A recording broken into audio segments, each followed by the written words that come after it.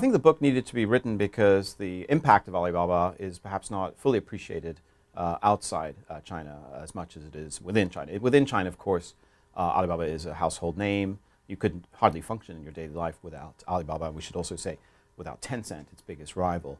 But outside China, people may have known, the big IPO and sort of quirky founder, but I don't think people really appreciated how much the internet has changed people's lives.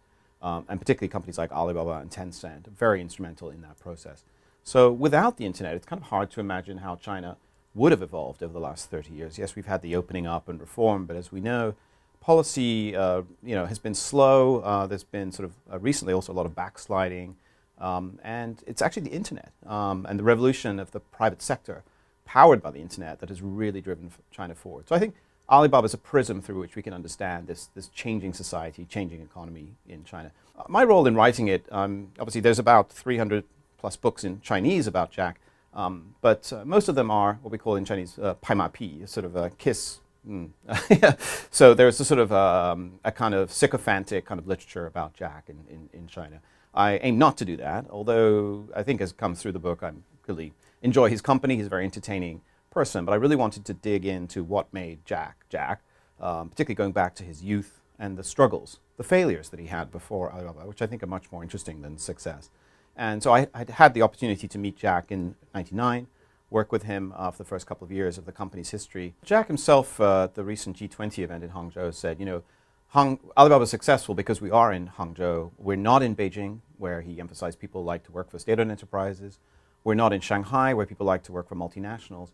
And really, this is the important thing to understand about China today. It's the sort of tripartite China, if you will. You've got the old SOEs, you've got the multinationals, but the rise of the private sector, Zhejiang is really the epicenter of that story.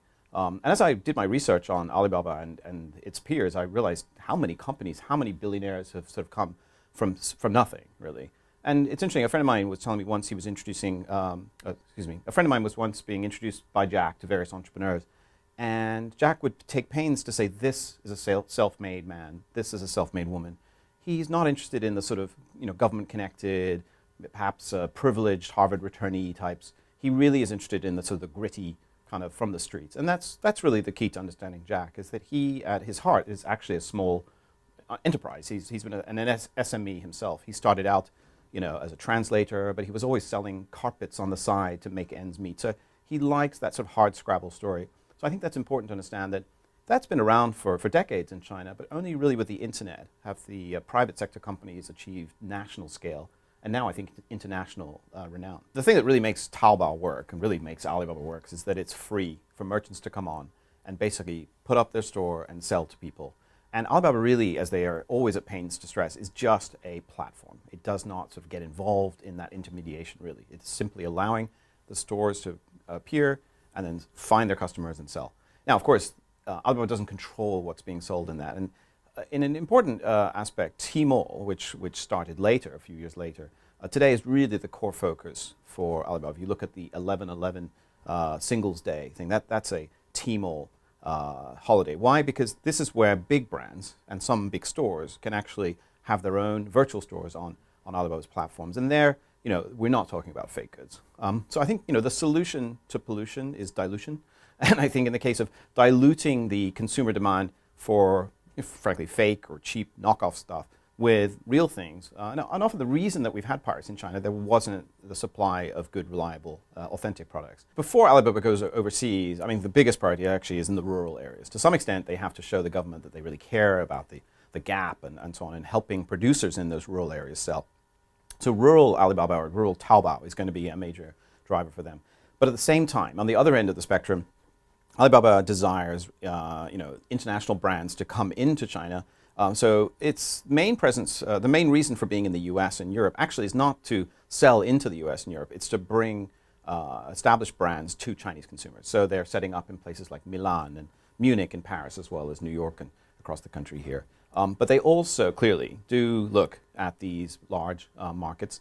But it's interesting, like where my book is being translated most is in addition to the Western European countries, is in Eastern Europe, is in the former Soviet Union states, in Latin America, where aspirational consumers want factory pricing. So the AliExpress websites are very popular in places like Russia, Ukraine, Brazil. because it's giving that sort of Chinatown kind of prices, if you will, to places that don't have that manufacturing capability. There are going to be examples of failures, and we've already seen that with both Alibaba and Tencent. But I think it's make your failures early on and small and learn a lot. Definitely the US is a place for raising capital, as they've done, finding talent, finding technology. And when they see opportunities, maybe with a technology shift, we will start to see both Alibaba and Tencent appearing more broadly in the US market. But for now, I think it's more of a transactional approach. Unlike Steve Jobs, it's interesting because some critics of the book were saying, why didn't you sort of interview more people who were upset with Jack from the past? And I did interview people that he fired who still were very complimentary about Jack. So unlike Steve Jobs, I think there's a sense that Jack, of course, he's very pragmatic. He'll do what he has to do, but he tends to keep the human touch, and he doesn't sort of embarrass people in public, as we think that Steve Jobs did. He's more collegiate in that sense. So it's an unusual mixture.